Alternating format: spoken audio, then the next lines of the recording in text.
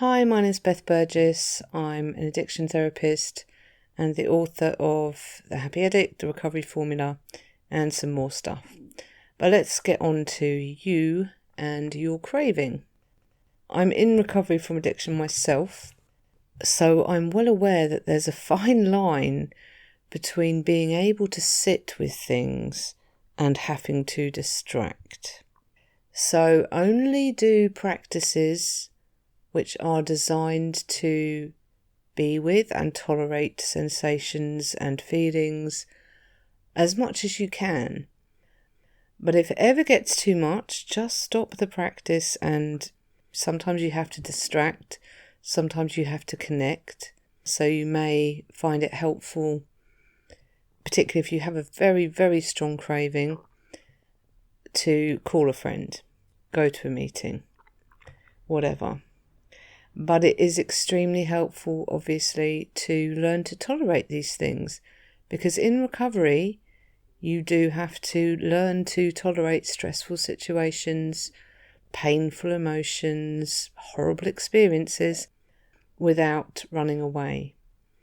So think of craving awareness as a tool in your toolkit, a tool to help you bear more things, and the better you get at it, the better you'll be able to function in life without your substance.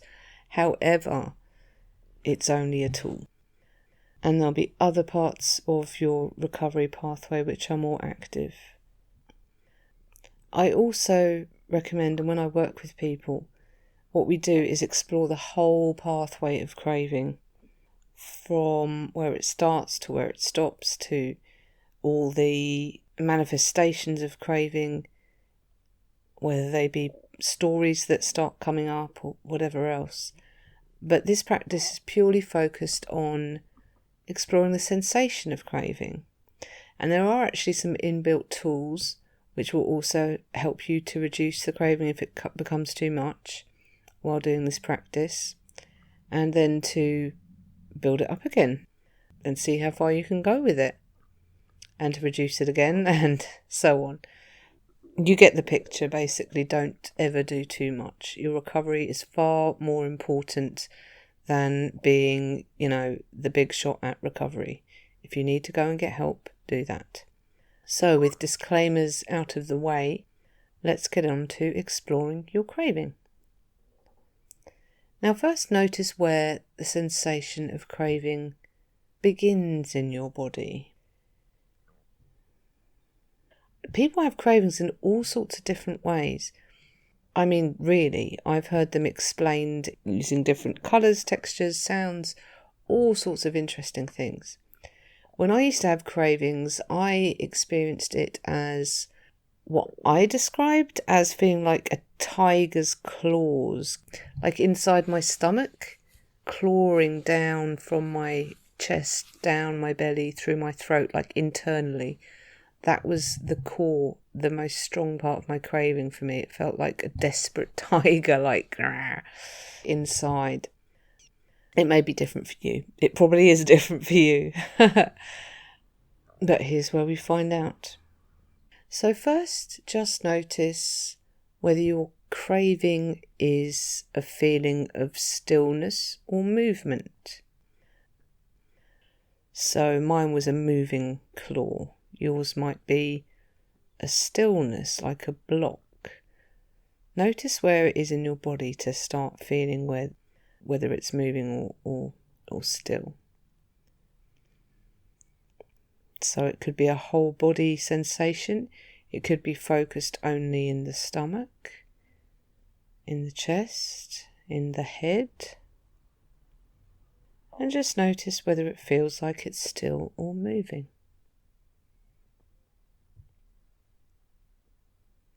And if it is moving, notice if it's an actual movement that you can quantify, such as a swirling movement, or in my case, a clawing, downward stroke of a movement. Or it might be, if it's more of a static thing, it might just be a vibration or a pulsing. So just become aware of the amount of movement, the type of movement. Really be curious about the craving. Curiosity is another wonderful tool in recovery, or to unlock recovery. And when you've noticed if there is movement, you can notice if there's a direction. So with my tiger claw, it was downwards. If you have a swirling movement, it might be clockwise, anti-clockwise. It might oscillate between the two.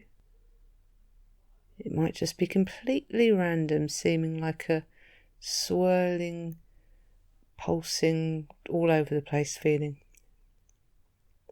Whatever it is, it's fine. Just be aware of how that craving manifests. And now it might be helpful to notice if your craving has a colour. First thing that comes to your mind is usually the correct answer. It's sometimes difficult to notice a colour. Sometimes the colours change. Sometimes it's really vivid, it's obvious. Again, it doesn't matter. Just be aware of what that is for you. Whether it's a clear feeling with no colour, a kind of vibrant, bright colour, a muddy colour, an iridescent colour that changes.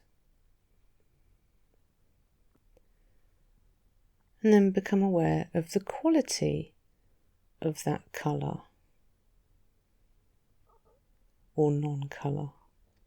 So whether it appears as kind of sparks of colour or dots like static on a TV screen, or whether it's just really firm like a block, an insistent block of colour. Just notice all those things.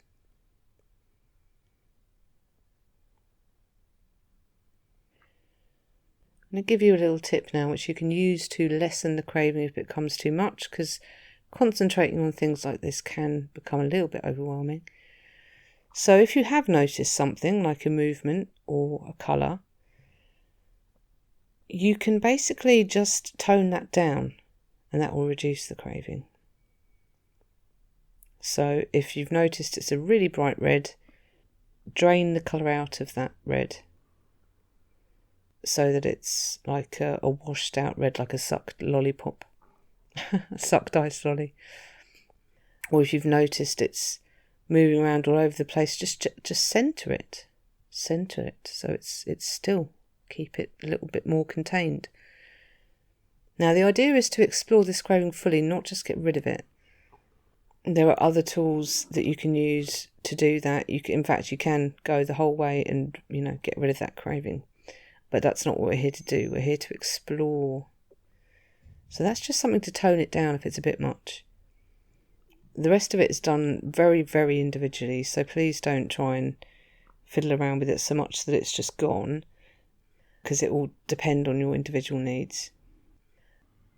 But there are, little adjustments that you can feel free to make during this exercise to just minimise the craving a bit before building it back up again if you find at any point that you're struggling to continue the exercise. So let's get back to being curious now that you know that little tip. So now notice if there's any texture to your craving. So mine felt very sharp, like a tiger dragging its claws down my belly inside. Sharpness, sharp pain. But yours could be anything. It could be like a misty kind of texture. Could feel heavy, like a heaviness in your belly. It could feel jagged. Again, it so doesn't matter what it is for you, it's so individual. But just notice it.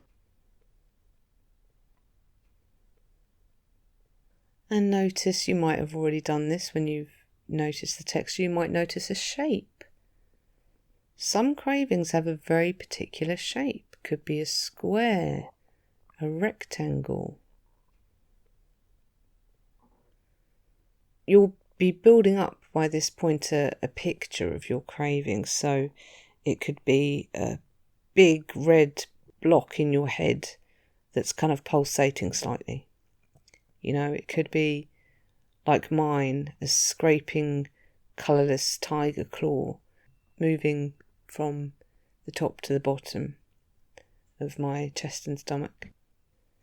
So notice the shape, the colour, the movement, the texture. And there may be additional things. Sometimes it will come with the sound. Now, most of us are aware of that internal voice that tells us things like, oh, I can't cope, I need to go and have a drink, I need to act out. That may be the sound of your craving, or there may be something else. There may be another sound that it has. Might have a whirling sound, like choppy water. Might be something else. Not everyone has this. It's fine. Not everyone has any of these things, in fact. There's always elements of it. No one won't experience any of these things, but not everyone will experience all of them. So just be aware if there is a sound. I think mine was like a Not sure if that was like an internal anguish or like the tiger roaring, but there it was. And again, you may notice accompanying all this some kind of taste. It's not as common, but some people get it. I sometimes would get like a burning at the back of my throat when I used to drink, and I think sometimes that was there slightly with the craving, not always. That was sometimes just something I wanted, which is not the same as having a craving that, feels really, really strong. And do remember to use your tools if this becomes overwhelming at any time. You are very welcome to stop or reduce the craving by minimising the colour, reducing the movement, or even changing the texture. If it's a big red block in your body, you can just scatter it out a bit. Imagine you've smashed it with a hammer and you can see all the little bits scattering. That can minimise the feeling as well. But before you continue, remember to piece it back together again so you can be fully aware of your craving. Now, by now, you've built up quite a strong and full experience of your craving as sensation. So you should be able to note whether it's got a colour or not, a movement or not, a shape or not, and all the other things associated with it. Now, just as you can minimise a craving, you can also intensify it. Interesting. So if you'd really like to strengthen your resilience, you can turn the volume up on your craving, so to speak. You can make it brighter, bigger. So if you've got a big red block for your craving, expand it. See what happens to the craving. It increases, I bet. Again, you can make it smaller. Now, this is a key part of resilience, actually, and I think it's not just sitting with things, it's sitting with them long enough to learn about them. And when you learn about something, you can change it. It's like these situations where you feel powerless. And usually there is something you can do. Even if it's something small, it's changing your relationship to whatever's going on. That's a way of getting through something. So here you're just changing your relationship to your craving. You're seeing that you can make it smaller, or you can make it bigger. You're not powerless over it. When you're not powerless over it, guess what? Now, this doesn't mean you can ever drink again or take drugs again or whatever. That's a far more complex subject. But you can certainly change your relationship with your craving. You can sit with it for longer because you know that you can maximize it, minimize it, you can manipulate it. It's just a feeling. It doesn't own you. It doesn't rule you anymore. I wonder how many other things about your life that you could apply this to. How many other feelings that you feel so enslaved by, whether it's anger, anxiety, fear, stress, problems. Simply changing your relationship with something starts with sitting with it. Sitting with it, being fully aware of it, understanding it, then changing your relationship with it. So do feel free to come back to this practice whenever you like, and do feel free to take the life lessons away as well. I hope you found this interesting, and here's to your recovery.